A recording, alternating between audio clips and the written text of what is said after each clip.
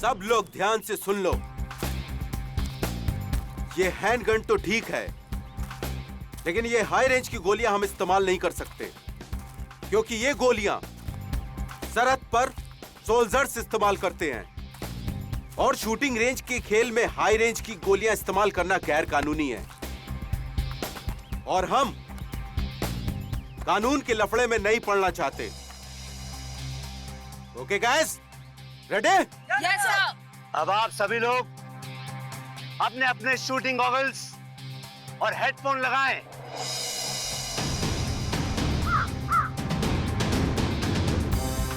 अब आप सभी लोग अपने अपने बंदूक उठाएं और अपने कंधे से लगाएं। आंख टारगेट पे और हाथ ट्रिगर पे, और जब मैं 3 बोलूं तो आप फायर कर देना। देखता हूं कौन कितना बड़ा निशानेबाज है। 1 2 3।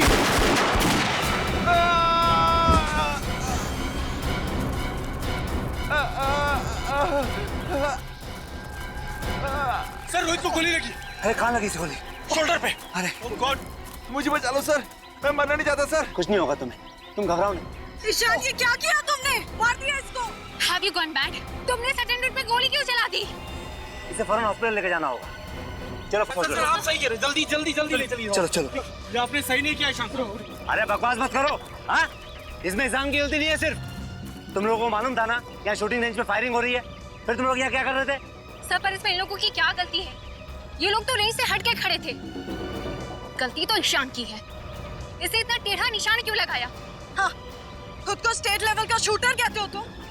हर शूटर को यह सिखाया जाता है कि हैंडगन चलाना कितने जिम्मेदारी का काम है। करेक्ट। और तुम इतने सीनियर शूटर होने के बाद भी इतनी बड़ी जिम्मेदारी कैसे भूल सकते हो? ईशान, तुम तो भगवान से प्रार्थना करना शुरू कर दो, क्योंकि अगर इस अटेंडेंट को कुछ हो जाता है ना तो तुम तो बुरे फंसे। मैं अकेला क्यों फंसूंगा? अरे फंसेगे तो ये भी। अरे दिमाग खराब करके रखा है मेरा। अरे कुछ भी गोली मारती ऊपर से। कौन बोल रहा है? हैं?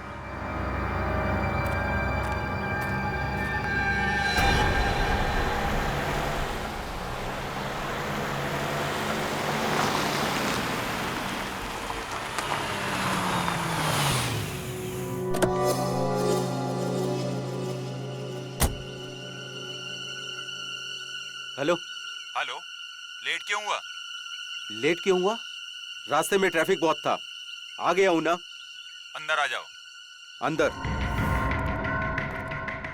मैं अंदर आ गया हूं। सामने एक रूम दिख रहा है? हाँ दिख रहा है।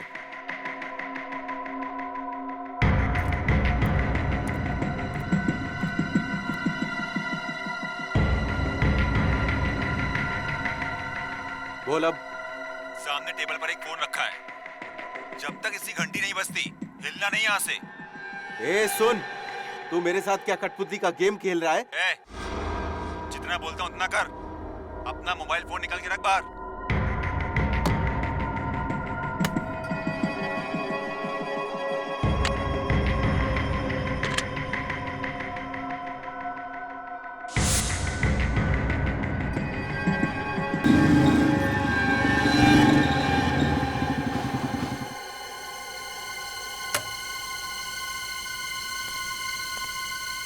हेलो। हाँ,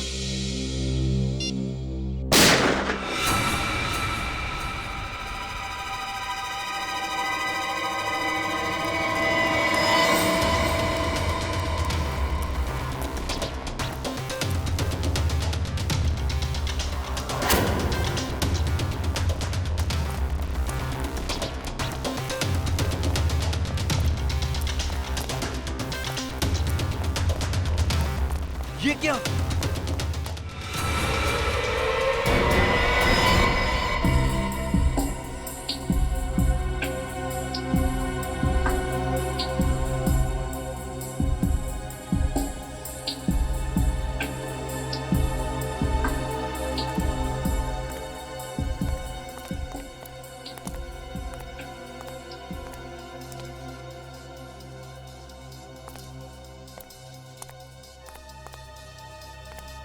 तुम यहाँ क्या कर रहे थे? सर मैं तो एक लड़की की मदद कर रहा था। वो बेचारी अपने पति को ढूंढ रही थी और मुझे कहा कि इस मिल के अंदर आके ढूंढो। मैं यहाँ पे आ गया और मुझे आते से यहाँ पर गोली चलने की आवाज सुनाई दी और मैं यहाँ भाग के आ गया। जब तुम यहाँ पे आए थे तो इन दोनों लाशों के अलावा किसी और को भी देखा था? नहीं सर। आप जानते हैं कि ये दोनों कौन है? सर पता नहीं सर। आप इस मिल के मालिक हैं और आप जानते नहीं कि ये दोनों अंदर कैसे आए? हाँ? सर यही तो मैं भी सोच रहा हूँ, इनको मरने के लिए मेरा ही मिल मिला था क्या? खामखा मुझे परेशानी में डाल दिया। और सर ये मिल तो 5 साल से बंद है और यहाँ कोई आता जाता भी नहीं है और ये फ़ोन भी बंद पड़ा हुआ है।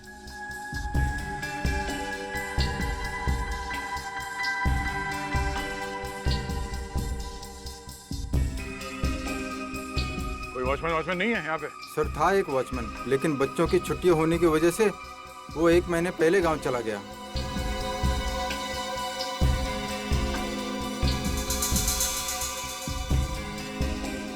भैया। हाँ सर। भैया जिस तरीके से ये लाशें पड़ी हुई हैं और जैसे गोली लगी है इस आदमी को, लगता है उस औरत ने ही गोली चलाई है इस पर। और उसके बाद इस औरत ने आत्महत्या कर ली। तो क्या इन दोनों को गोलियां उसी गन से लगी हैं? अब ये तो बैलिस्टिक रिपोर्ट के बाद ही पता चलेगा। सर एक और बात समझ में नहीं आ रही। अगर उस औरत को इस आदमी को मारकर आत्महत्या ही करनी थी तो इस मिल में ये टेबल, कुर्सी, फोन, इस सब का इंतजाम क्यों किया होगा?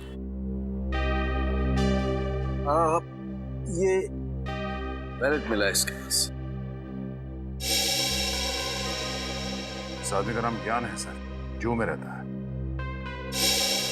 और इस औरत की तस्वीर उसके वॉलेट में है सर। सर कहीं ये प्यार का मामला तो नहीं? हो सकता है, पर उसके लिए ये सब तामझाम करने की क्या जरूरत थी? सर एक और बात, मैंने इस ज्ञान का मोबाइल फोन चेक किया। इसमें आखिरी 15 कॉल्स किसी प्राइवेट नंबर से आए हैं। प्राइवेट नंबर से? इस ज्ञान का इतिहास निकालना पड़ेगा, तभी पता चलेगा कि वो औरत है कौन और उसने इसे क्यों मारा। आप लोग इन्हें पहचानते हैं? ज्ञान जी? नहीं सर, ये नहीं हो सकता सर। इन्हें किसने मार दिया? इनकी तो किसी से कोई दुश्मनी भी नहीं थी। ये कौन है? जी ये रूपल जी है, ईशान की मम्मी। आप में से कोई बता सकता है कि ज्ञान जी और रूपल जी के बीच में क्या संबंध है?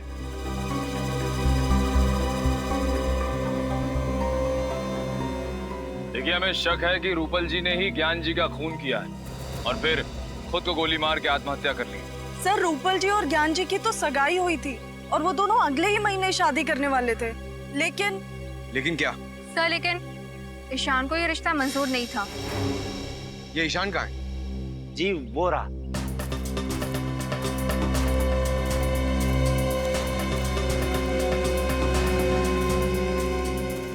क्या हुआ सर? आपने इतना अर्जेंटली क्यों बुलाया? और ये लोग कौन है? हम लोग सीआईडी से।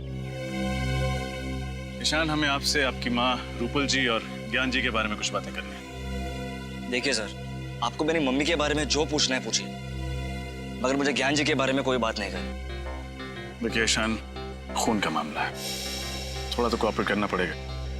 खून? किसका खून? ज्ञान जी का। क्या? पवन मिल्स में हमें उनकी लाश मिली, किसी ने उन्हें गोली मार दी है और हमें तो मैं क्या करूं? मैं मानता हूं कि मैं उनसे नफरत करता था, पर मैंने उन्हें नहीं मारा। जी नहीं, आपने नहीं, लेकिन आपकी माँ ने उन्हें मारा और उसके बाद उन्होंने आत्महत्या कर ली। क्या? माँ ने आत्महत्या? ये आप क्या कह रहे हैं सर? मेरी ईशान, मैं आपका दर्द समझ सकता हूँ। क्या आपको लगता है कि आपकी माँ ने आत्महत्या की होगी? बिल्कुल नहीं सर। सर वो तो कितनी खुश थी सर, हमेशा की तरफ टाइम पे उठी भी, योगा की और 9 बजे ऑफिस के लिए निकल गई। सर ये नहीं हो सकता सर। संभालिए अपने आप। आपको ज्ञान जी के बारे में जो कुछ भी पता है प्लीज हमें बताइए। मैं आपको बताता हूँ। यहाँ पर एक छोटा सा हादसा हुआ था जिसमें एक अटेंडेंट को हल्की सी चोट लग गई थी। उस अटेंडेंट को जब हॉस्पिटल ले जा रहे थे तब ज्ञान जी को एक फोन आया। वो फोन सुनते ही ज्ञान जी बहुत घबरा गए थे। नर्वस होकर तुरंत ही यहाँ से चल दिए। गए कहाँ थे आपको पता है? जी नहीं, कहाँ गए इसका पता नहीं चला। कितने बजे गए थे ज्ञान जी यहाँ से? तकरीबन 12 बजे। सर ईशान सर पहले ही चले गए थे, ज्ञान जी से भी पहले। सर रूपल जी ऑफिस गई थी और ज्ञान जी शूटिंग रेंज से निकले। फिर ये लोग पवन मिल्स कैसे पहुंचे? और फिर ज्ञान जी को फोन किसने किया होगा? लेकिन ज्ञान जी को मारने के बाद रूपल जी ने आत्महत्या क्यों कर ली? इन सभी सवालों के जवाब हमें ढूंढने हैं।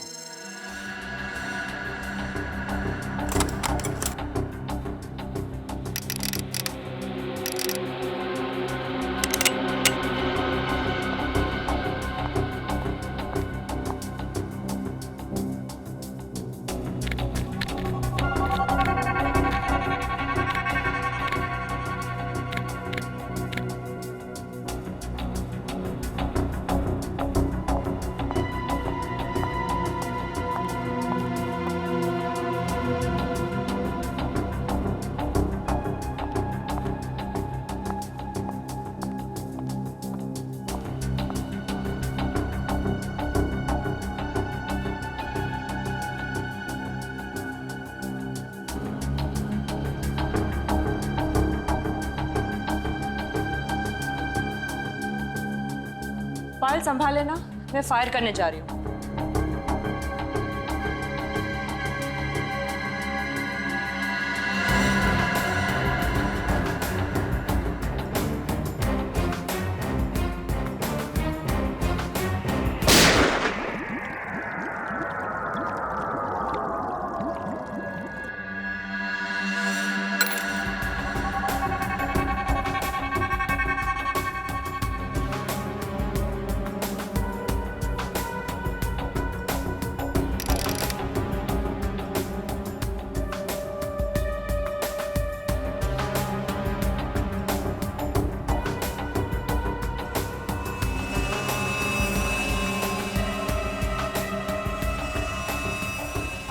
मैम, हाँ ये देखिए 3 घंटे में 3 बार रिपोर्ट निकाली, फिर भी रिजल्ट वही आ रहा है। क्या रहा रिजल्ट? मैम आप खुद चौंक जाएंगी, देखिए तो सही। ये देखिए। अरे ये क्या? जो सोचा था उसका बिल्कुल उल्टा निकला। रूपल की मौत ज्ञान जी की मौत के 6 घंटे पहले हुई है। चेक कर लो अच्छी तरीके से, देखो कुछ मिलता है क्या। तो मुझे ऐसा लगा कि मैडम अपने फार्म हाउस में आराम करने गई होगी। तो अक्सर शनिवार रविवार जाया करती थी। आप उनके ड्राइवर हैं, आपको लेकर नहीं जाती थी क्या? तो जाती थी साहब, लेकिन इस बार पता नहीं। साहब उनकी मौत कैसे हुई? उनके सिर पे गोली लगी है और ज्ञान जी के सीने में। हमेशा क्या कि उन्होंने आत्महत्या की है। नहीं साहब, वो आत्महत्या क्यों करेंगी? क्या? ये तो पता चल ही जाएगा। आखिरी बार कब देखा आप लोगों ने मैडम को? साहब कल सुबह मैं खुद इन्हें ऑफिस छोड़ने गया था। कितने बजे? सर 9 बजे। 9 बजे। उसके पहले और उसके बाद में क्या क्या हुआ याद करके बताओ। जो चीज तुमको जरूरी नहीं लगे वो भी बताना, सब कुछ डिटेल में। ओके साहब, वो दिन मैडम लेट उठी थी, फिर जल्दी जल्दी तैयार हो गई और बगैर नाश्ता किए ही गाड़ी में आके बैठ गई। फिर 9 बजे मैं उन्हें ऑफिस लेके गया। फिर मैडम का 10:30 बजे फोन आ गया कि गाड़ी निकालो। फिर मैं उन्हें जंबो मॉल लेके गया। Jumbo mall? सुबह सुबह ऑफिस का काम छोड़ के 10:30 बजे वो मॉल चली गई? साहब मुझे भी बड़ा अजीब सा लगा, क्योंकि वो मुझे अपने साथ लेकर नहीं गई। क्यों? तुम्हें साथ क्यों लेके जाएंगे? पिछले 3 सालों से वो मुझे अपने साथ लेकर जाती थी, उनका सामान उठाने के लिए। अच्छा, मतलब मॉल जाने का कोई प्लान नहीं था उनका, अचानक चली गई वहां पे। सर सर लगता है रूपाली जी आत्मघाती स्वभाव की थी। ये देखिए, नाइट स्लीप 30 mg, ये नींद की गोली है सर, बहुत पावरफुल। Doctor Kundan, psychotherapist. पिछले 1 साल से दवाई खा रही है।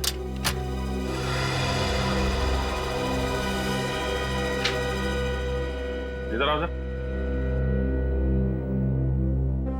ये रूपल मैडम किस चीज की दवाई खा रही थी? क्या बीमारी थी? अक्सर उन्हें मिर्गी के दौरे पड़ते थे, लेकिन 6 महीने से उनकी हालत में काफी सुधार था। सर से देखिए, रूपल जी के लॉकर में पिस्टल मिली, लाइसेंस के साथ। Licence pistol? इसका मतलब रूपल जी ने आत्महत्या नहीं की? सर मैं कुछ समझा नहीं। अगर उन्हें आत्महत्या करनी होती तो अपनी पिस्टल से करती ना, या अपने घर में करती। घर से इतनी दूर मिल में जाके आत्महत्या क्यों करेंगे? सर हो सकता है रूपल ज्ञान जी को मारना चाहती थी, इसलिए इतनी दूर मिल में गई। ज्ञान जी को भी मारने के लिए अपनी पिस्टल साथ में लेके जाती विनीत। ये मामला कुछ और ही है। सर आपको किस पे शक है? फिलहाल तो सारी कड़ियां बिखरी हुई हैं। शॉपिंग मॉल, नींद की गोली, डॉक्टर का प्रिस्क्रिप्शन और लाइसेंस्ड गन। इन कड़ियों को जोड़ने पे ही पता चलेगा ज्ञान जी और रूपल जी के साथ क्या हुआ था। सर ज्ञान जी और रूपल जी दोनों टॉक नाउ कंपनी का मोबाइल यूज करते थे और मोबाइल कंपनी के मैपिंग के हिसाब से रूपल जी कल दोपहर 1 बजे जंबो मॉल में थी पंडारा रोड पर, और तब से उनका मोबाइल ऑफ आ रहा है। और ज्ञान जी? सर ज्ञान जी की लोकेशन ये देखिए सर। हाँ, 1 बजे शूटिंग रेंज से निकले और 2:30 बजे पहुंचे पंडारा रोड, और वहां से सीलिंग होते हुए बांद्रा लिंकिंग रोड से जूहू सर्कल पहुंचे 5 बजे, और 5:30 बजे वहां से निकलकर 6:30 बजे पहुंचे पवन मिल। और 6:30 से 6:45 तक ये किसी से फोन पे बात कर रहे थे, किसी प्राइवेट नंबर पे। उसके बाद इनका फोन बंद हो गया। सर क्योंकि उसी दौरान उनकी मौत हो गई थी। मतलब ज्ञान जी और रूपल जी दोनों अलग अलग टाइम पे पंडारा रोड पहुंचे थे। सर ये भी तो हो सकता है कि ज्ञान जी भी जंबो मॉल ही गए। हम अगर क्यों और किससे मिलने? और वो आखिरी कॉल किस अनजान शख्स का था जिससे ज्ञान जी ने इतनी लंबी बात की?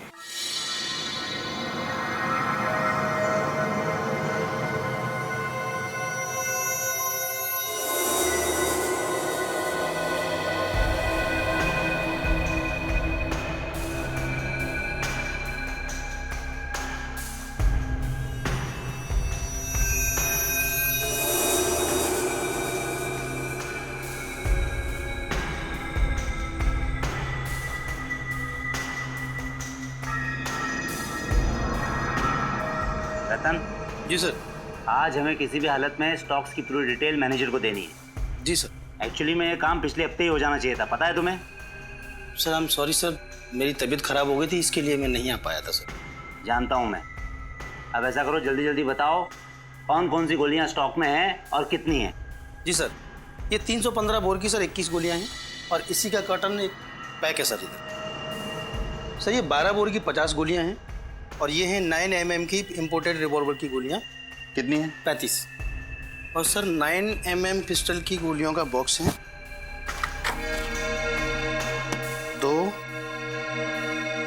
3। ये क्या? ये बॉक्स तो खुला हुआ है। हाँ सर। तो तुमने ये बात मुझे पहले क्यों नहीं बताई? सर मुझे लगा कि ये बॉक्स आपने खोला होगा। अरे पागल हो गए हो क्या तुम? अगर ये बॉक्स मैंने खोला होता तो क्या मैं तुमसे सवाल करता? और ये क्या? इसमें 6 गोलियां गायब है, कहाँ गई वो 6 गोलियां? सर मुझे नहीं मालूम सर।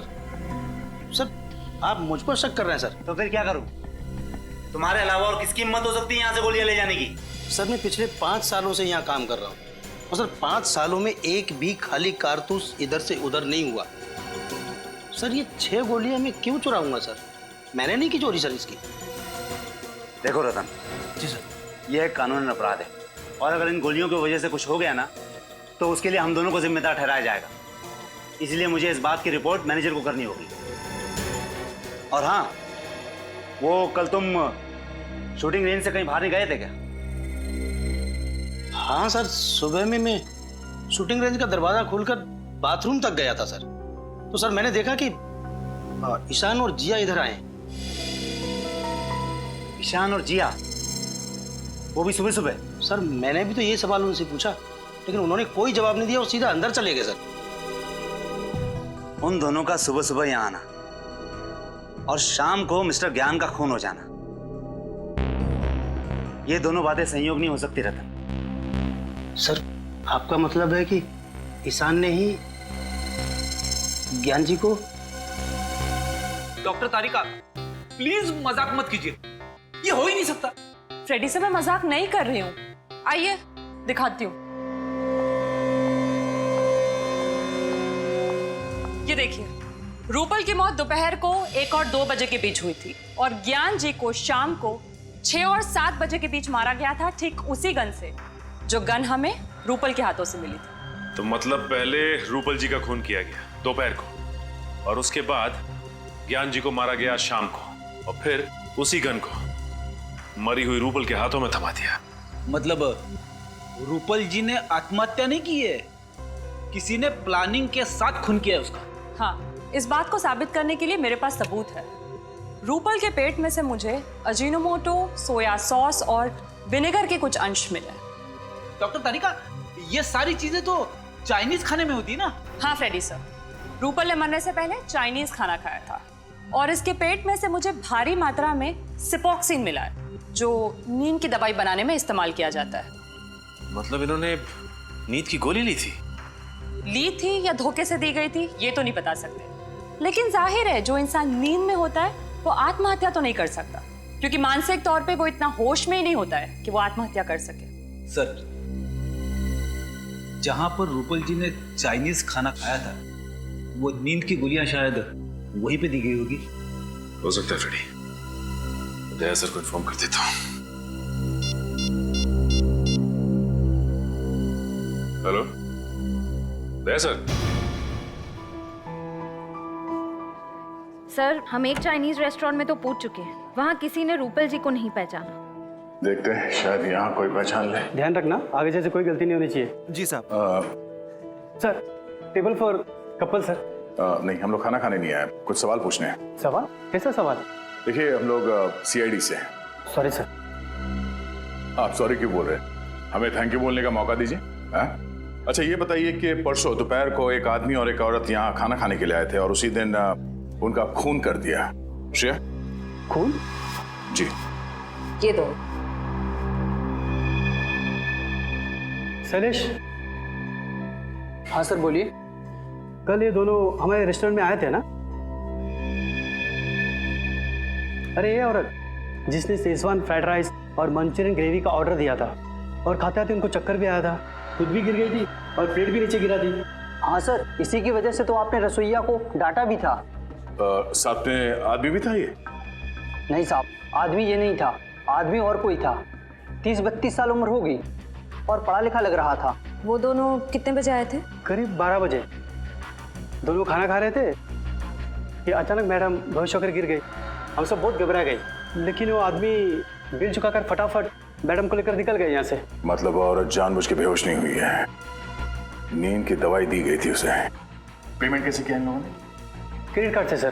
क्रेडिट कार्ड से? क्रेडिट कार्ड की डिटेल चाहिए हमें जल्दी।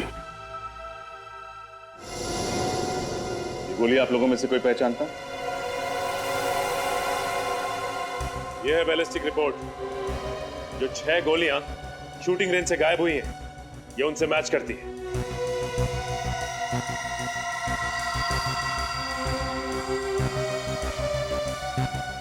बोलो जिया, तुमने ही चुराई थी नहीं गोली? सर आप ये क्या कह रहे हैं? मैंने कोई चोरी नहीं की है। झूठ मत बोलो, कल सुबह सुबह ईशान के साथ तुम ही आई थी ना यहाँ? हाँ सर, ये बात सच है कि कल मैं और ईशान सुबह सुबह जल्दी पहुंच गए थे, लेकिन इसका मतलब ये तो नहीं कि मैंने कोई चोरी की हो। इनफैक्ट मैं तो अपनी जगह से हिली तक भी नहीं थी। बट यस, ईशान लगभग 15 मिनट के लिए कहीं गायब हो गया था, है ना ईशान? नहीं, मैंने किसी को नहीं मारा। भागने की कोशिश भी मत करें, तुम्हारी भलाई इसी में है कि सब कुछ सच सच बता दो। सर ये सच है कि 6 गोलियां मैंने ही चुराई थी, क्योंकि मैं ज्ञान सर से नफरत करता था और नहीं चाहता था कि वो मेरी माँ से शादी करे। इसलिए तुमने उन्हें मार दिया? नहीं, मैंने उन्हें नहीं मारा। ज्ञान सर को मारने के इरादे से मैंने गन में चुराई हुई 6 गोलियां डाली थी और उनका पीछा करते करते मैं पंडारा रोड के जम्बो मॉल तक भी पहुंच गया था, लेकिन मेरी गाड़ी अचानक एक भिखारी से टकरा गई, इसलिए उसे देखने के बहाने मैं बाहर उतरा। लेकिन जब मैं वापस गाड़ी में आया तो मैंने देखा कि मेरी गन सीट पे से गायब थी।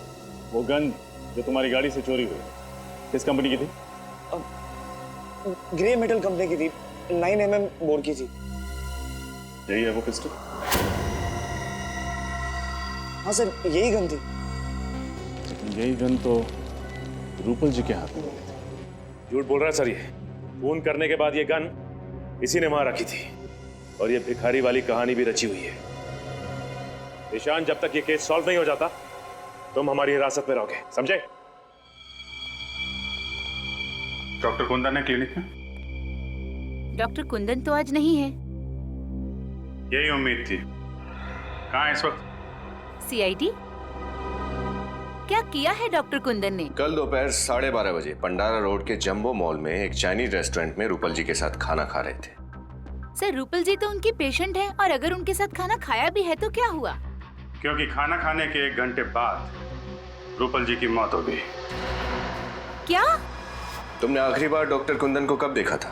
सर, परसों शाम को, और हमेशा की तरह वो अपना आखिरी पेशेंट अटेंड करके चले गए थे और मैंने ये क्लिनिक बंद किया था। मतलब क्लिनिक की 2 चाबियां हैं, एक आपके पास रहती है, एक डॉक्टर कुंदन के पास। जी सर, और बल्कि मैंने भी सर का काफी फोन ट्राई किया पर सर का फोन बंद था। और अगर फोन बंद है तो उन्होंने रूपल जी को रेस्टोरेंट कैसे बुलाया? केबिन कहाँ है उनका, जरा दिखाइए।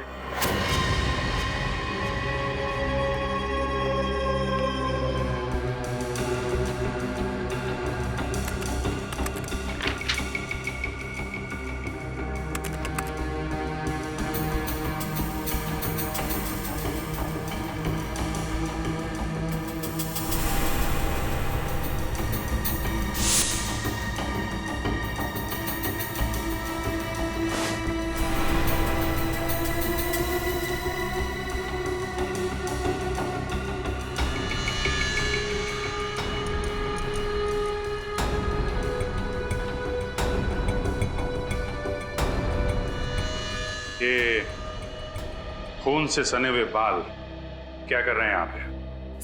सर मुझे कुछ नहीं मालूम, बल्कि मुझे तो सर के केबिन में आने की परमिशन तक नहीं थी। मिशन नहीं थी? लगता है खाना खाने के बाद कुंदन जी यहाँ रूपल के साथ आए, यहाँ पे उसका खून किया और फिर लाश वहां ठिकाने लगा दी। सर, आपका अंदाजा ठीक निकला सर। ये देखिए, लेडीज सैंडल और खून में सने हुए ग्लव्स। ये तो रूपल जी के हैं। आपको कैसे मालूम? वो सर, एक्चुअली मुझे ना इन सैंडल्स का डिजाइन बहुत पसंद था, बल्कि मैंने रूपल जी से पूछा भी था कि उन्होंने ये कहाँ से खरीदे। अगर रूपल जी का खून डॉक्टर कुंदन ने किया है तो फिर ज्ञान जी को भी इसी ने मारा होगा। सर, एक बहुत अजीब बात है। डॉक्टर कुंदन एक साइकोथेरेपिस्ट है, फिर उन्होंने मेडिकल स्कूल में मुर्दों की परीक्षण की परमिशन क्यों मांगी? हाँ? डॉक्टर कुंदन तो जिंदा लोगों के दिमाग का इलाज करते हैं, तो फिर मुर्दा घर में मुर्दों से क्या बात करने गए थे? चाहता क्या है आदमी?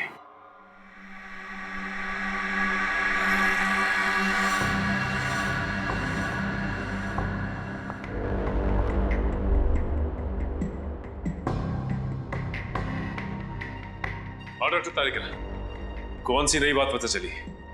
सचिन, मैं ये बताना चाहती हूँ कि ज्ञान जी का खून जिसने भी किया है, मगर गोली उतनी ही दूरी से चलाई गई है जहां पर रूपल बैठी थी मरी हुई। ये कैसे बता सकती हैं आप? ट्रेजेक्टरी टेस्ट के द्वारा। आइए सर, ये देखिए, गोली यहां से चली और यहां से बाहर निकली। डमी के अंदर जो होल है उसकी गोलाई भी उतनी ही बनाई गई है जितनी कि उस गोली की थी, 0.9 mm। अब मान लीजिए मैं रूपल हूं। रेडी सर, जरा प्लीज लाइट ऑफ करेंगे? यस। जब रूपल हमें मिली मरी हुई तब उसके हाथ में गन इस तरह से थी। अब ये लेजर ये साबित करेगा कि जब ज्ञान जी पर गोली चली तब खूनी कितनी दूरी पे था और गोली किस एंगल से चली। ऐसा हुआ था सब कुछ। रेडी सर, जरा लाइट्स ऑन करेंगे प्लीज। यस। एक बात समझ में नहीं आ रही। माना कि रूपल जी के हाथों में गन पाउडर लगा हुआ था, लेकिन जब ज्ञान जी की मौत हुई उससे पहले ही रूपल मर चुकी थी, तो फिर रूपल ने गोली चलाई तो चलाई कैसे? सर अगर ज्ञान जी को सामने से गोली मारी है तो फिर उन्होंने खूनी को देखा कैसे नहीं? और तो और उन्होंने अपने आप को बचाने की कोशिश कैसे नहीं की? रेडी, कुछ तो ऐसा है जो हम लोग देख नहीं पा रहे, क्योंकि दुनिया का कौन सा ऐसा आदमी होगा जो मौत को सामने से आता देख अपने आप को बचाना नहीं चाहेगा। आप सब लोग मेडिकल स्टूडेंट्स हैं, इसलिए रिगर मॉर्टिस की थ्योरी के बारे में तो आप सब लोगों को बहुत अच्छी तरह पता है। आज हम प्रैक्टिकली देखेंगे कि रिगर मॉर्टिस आखिर कैसे होता है। किसी भी आदमी के मरने के बाद उसके शरीर में केमिकल चेंजेस कैसे आते हैं। उसके मरते ही कुछ घंटे के अंदर उसका ब्लड ठंडा हो जाता है और उसके शरीर के अलग अलग हिस्से सिकुड़ जाते हैं। लगभग 3 घंटे बाद रिगर मोर्टिस का असर शुरू होता है और इसकी शुरुआत चेहरे से होती है और तकरीबन 12 घंटे बाद शरीर का पूरा खून जम जाता है और शरीर इतना ठंडा पड़ जाता है कि इसे हिला पाना नामुमकिन होता है। सर 48 घंटे से लेकर 60 घंटे के अंदर तक शरीर का सड़ना और गलना भी शुरू हो जाता है ना? करेक्ट, लेकिन इतने घंटे तक हम वेट नहीं कर सकते। हम लाश की वीडियो रिकॉर्डिंग करते हैं ताकि उसे बाद में देखा जा सके कि उस लाश पे उस रिगर मॉर्टिस का कितना असर हुआ। एक्सक्यूज मी सर, आपसे कोई मिलने आया है। ओके, एक्सक्यूज मी, मुझे कोई मिलने आया है। Hello doctor. Okay, hi, how are you? कैसे आप? मैं अच्छा हूँ, आप कैसे? या आई एम गुड। आप किसी परमिशन लेटर के बारे में जानना चाहते थे? हाँ, वो doctor Aarav, psychotherapist doctor Kundan ने इस लेटर के जरिए आपसे गुजारिश की थी कि वो यहाँ आकर देखना चाहते हैं कि मर जाने के बाद आदमी के शरीर में क्या क्या बदलाव आते हैं। Doctor Kundan, human psychology doctor, मैं जानता हूँ उन्हें। इन्होंने परमिशन ली थी, लेकिन अपने लिए नहीं, किसी और के लिए। क्या? कोई और आया था यहाँ पे राइगर मॉर्टिस की जानकारी हासिल करने के लिए? हाँ, एक लड़की थी, मेडिकल स्टूडेंट थी, 1 महीने में कई बार आती थी वो, और राइगर मॉर्टिस का लाशों के ऊपर क्या इफेक्ट होता है उसे देखती थी। उसके बाद अपने नोट्स बनाती थी। उसके बाद हम लोग जो सारा दिन रिकॉर्डिंग करते हैं, शाम को उसे भी लेके जाती थी। लेकिन इतनी टैलेंटेड और इतनी लगन वाली लड़की मैंने पहले कभी नहीं देखी। आई विश के वो बहुत बड़ी डॉक्टर बनेगी। और इस लड़की को डॉक्टर कुंदन ने भेजा था? जी। आपको उस लड़की का नाम याद है? इसका नाम जिया, जिया था उसका नाम। जिया? सर कहीं ये वही जिया तो नहीं जिसने ईशान के खिलाफ गवाही दी थी? सर मेरे पास उसका नंबर है, ये देखिए। मैंने भी जिया को कई दफा कॉल किया, ये उसका नंबर। तो नंबर मैच करना। रिगर मोर्टिस का असर धीरे धीरे शरीर के निचले भाग पर भी होने लगेगा। सर ये वही जिया है। वही जिया है। डॉक्टर कुंदन ने रूपल को मारने से पहले जिया को यहाँ पे राइगर मॉर्टिस की जानकारी हासिल करने के लिए भेजा, लेकिन क्यों? दया, हाँ? तुम्हारे इस क्यों का जवाब है मेरे पास। जवाब है?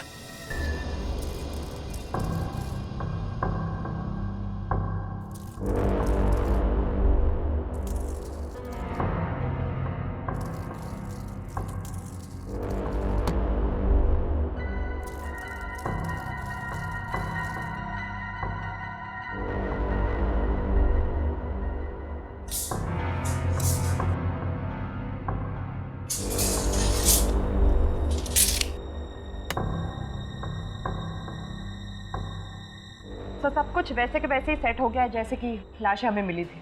गुड। अब एक काम करो, तुम श्रेया के साथ लाश को ले आओ। चलो।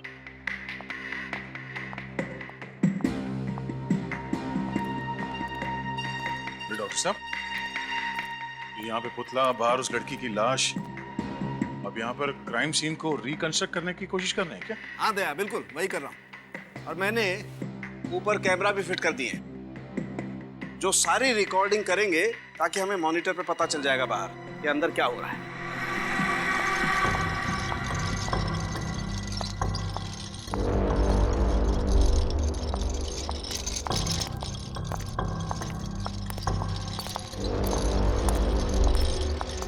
सालुंखे सर, इस औरत की लाश का क्या करेंगे आप? अभी पता चल जाएगा श्रेया। तुम एक काम करो, इस लाश को उस कुर्सी पर ठीक वैसे ही बैठा दो जैसे रूपल की लाश मिली थी। ओके। और जल्दी करो, इसे मरे हुए 2 घंटे 45 मिनट हो चुके हैं। 15 मिनट में रायगढ़ मोर्टी सेट हो जाएगा। Quick, fast. ओके। गुड।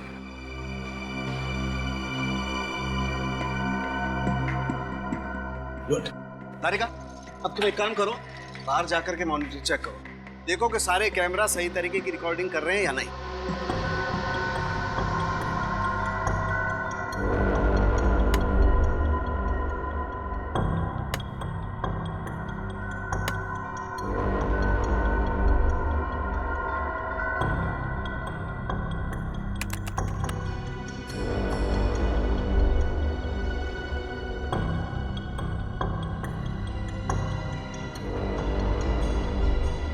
अब श्रेया, एक काम करो, इसके हाथ में वो गन वैसे ही पकड़ा दो जैसे रूपल के हाथ में थी। क्विक।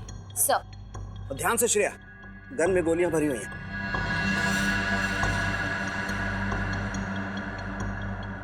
दया, बॉक्स में एक लकड़ी का पीस होगा, देखो जरा। ये हाँ।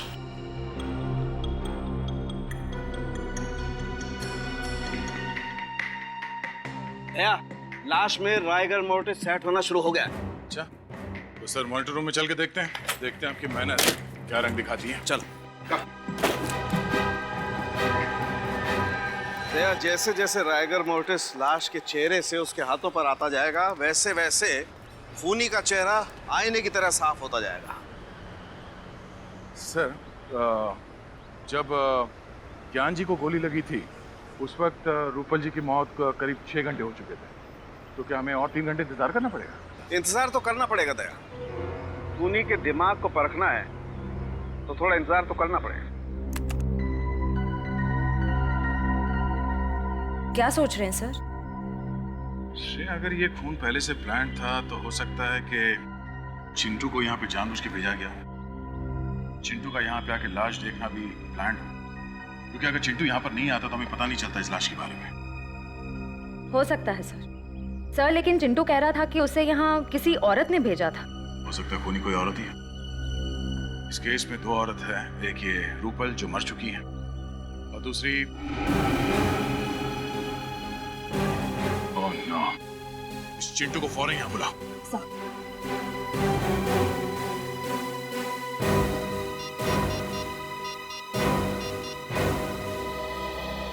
चिंटू, इंस्पेक्टर श्रेया बोल रही हूँ CID से। देखो, तुम जल्द से जल्द पवन मिल्स में आ जाओ।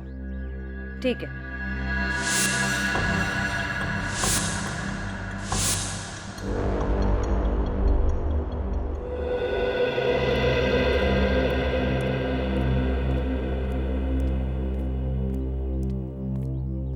मैंने कुछ नहीं किया सर, मैंने जो कुछ देखा था आपको बता दिया। देखो चिंटू, घबराओ मत। तुमने बताया कि एक लड़की तुम्हें यहाँ पे लेके आई। जी सर। उस लड़की को देखोगे तो पहचान लोगे? हाँ? क्या ये लड़की थी वो? सर ये वही है सर। पक्का यही थी वो? यही है। इसका मतलब दोनों खून के पीछे जिया है।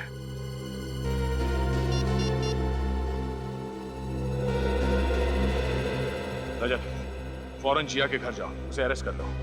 अब वही बताएगी कि यहाँ इस फैक्ट्री में हुआ क्या था।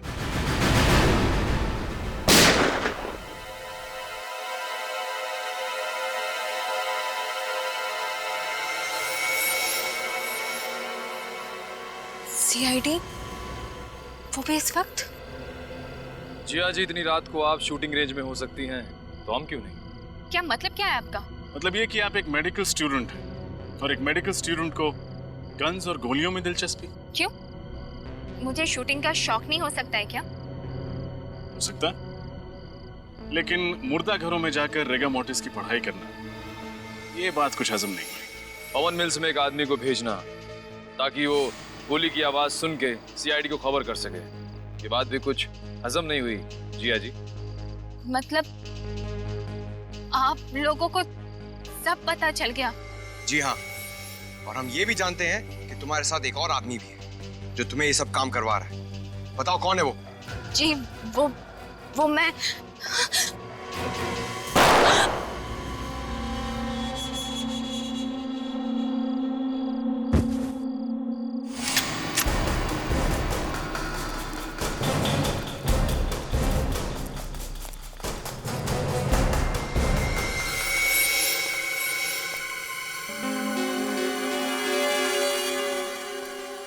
हाथ से निकल गया।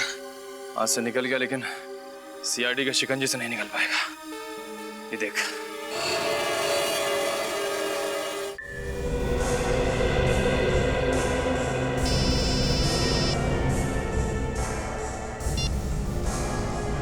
हेलो। हाँ, क्या? ठीक है, तुम उस गन को संभाल के रखना, वो गन ही हमें खूनी तक पहुंचाएगी। ओके।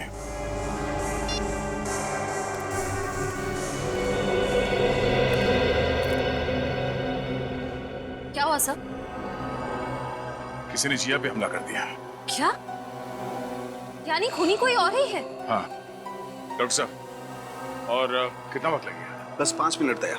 5 मिनट के अंदर ये रायगर मोर्टिस इसके हाथों पे सेट होना शुरू हो जाएगा बस।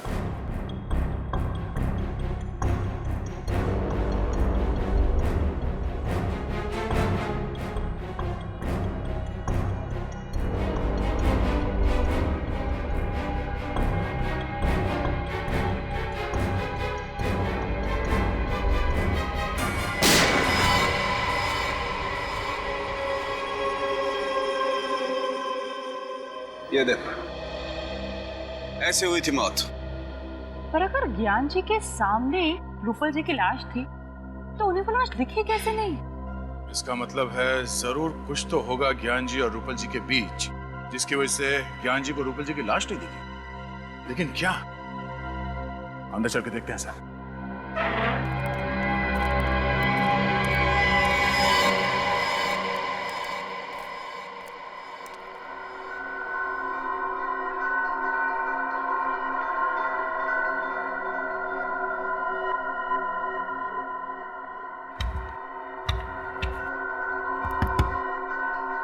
तो ये देखिए, बॉक्सर पिलर क्या है क्या इसमें?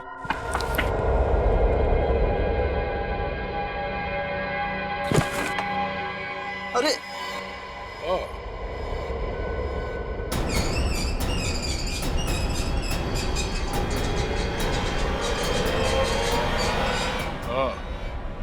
तो ये है वो राज जिसकी वजह से ज्ञान जी के सामने बैठी हुई मौत उन्हें नजर नहीं आई।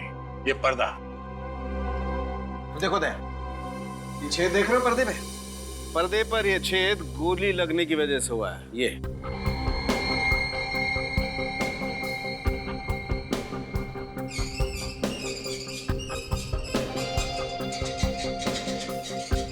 सर इस तरफ बैटरी और सेंसर भी लगा हुआ है। बैटरी और सेंसर? ओह, यानी कि जैसे ही गोली चली इस पर्दे पे झटका लगा और उस सेंसर को पता चल गया और ये पर्दा बंद हो गया। इसीलिए जब हम लोग यहाँ पर आए थे तो हमें ये पर्दा नहीं दिखा। तो शायद जब ये गोली चली ज्ञान जी के ऊपर, खूनी यहीं पर था। तो सोच समझ के प्लानिंग की है उसने। मगर सर ये किसका काम हो सकता है? वही जिसे गन्स, गोलियां और राइगर मोर्टिस की बहुत अच्छी जानकारी है, और वो एक ही आदमी हो सकता है।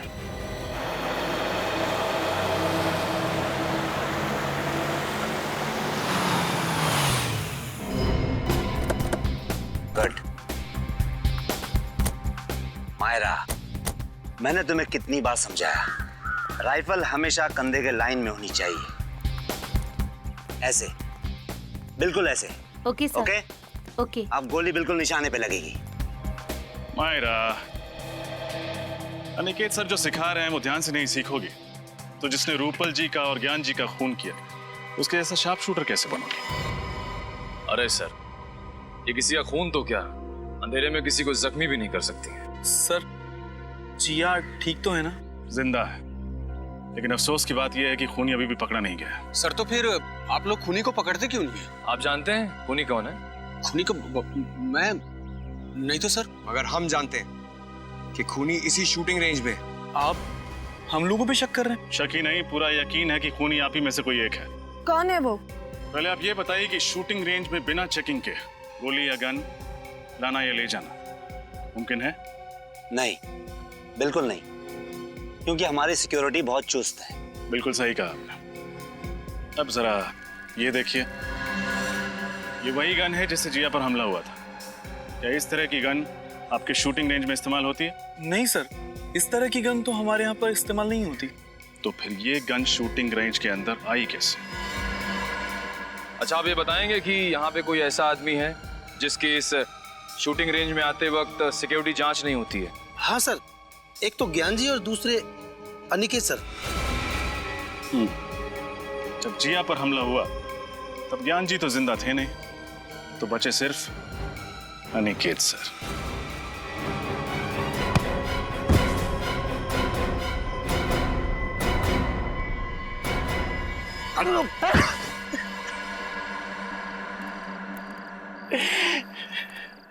हाँ, मैं खूनी हूं।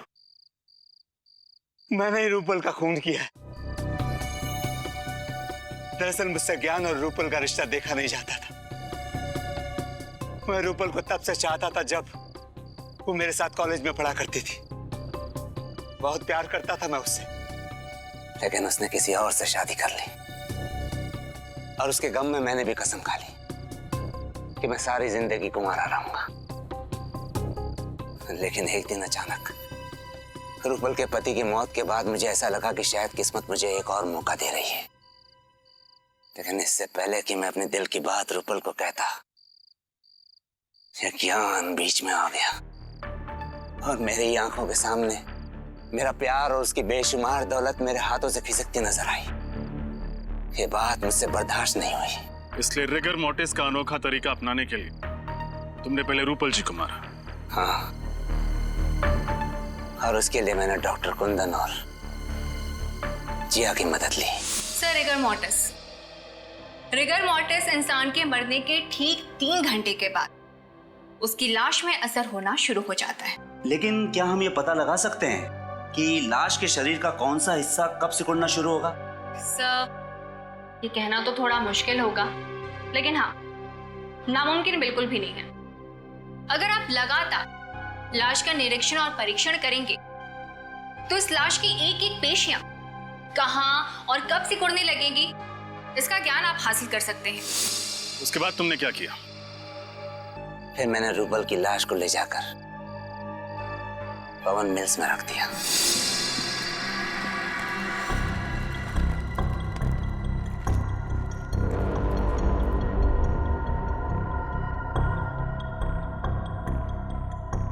मेरा काम तो हो गया, अब तुम्हारी बारी। तुम देखते रहना डॉक्टर, मेरा वार भी खाली नहीं जाएगा। अब ऐसा करो डॉक्टर, तुम इस पिस्तौल को रूपल के दाहिने हाथ में रख दो। क्योंकि अभी तक रिगर मोर्टिस शुरू नहीं हुआ है, इसलिए पिस्तौल वाला हाथ दाहिनी ओर मुड़ जाएगा। तुम कहते हो तो मैं मान लेता, लेकिन मुझे यकीन नहीं हो रहा है कि तुम्हारा प्लान कामयाब होगा। अभी देखो डॉक्टर,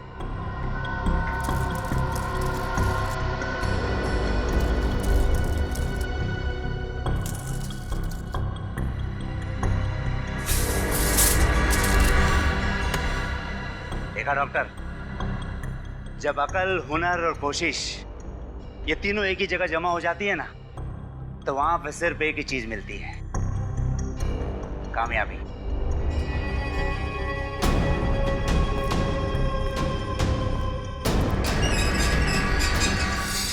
अब आप ये बताने का कष्ट करेंगे कि डॉक्टर कुंदन कहाँ पे है? वो मेरे घर पर है, मैंने उन्हें नींद का इंजेक्शन दिया है। अनिकेत, दौलत की लालच ने तुम्हें अंधा बना दिया। 2-2 खून कर डाले तुमने।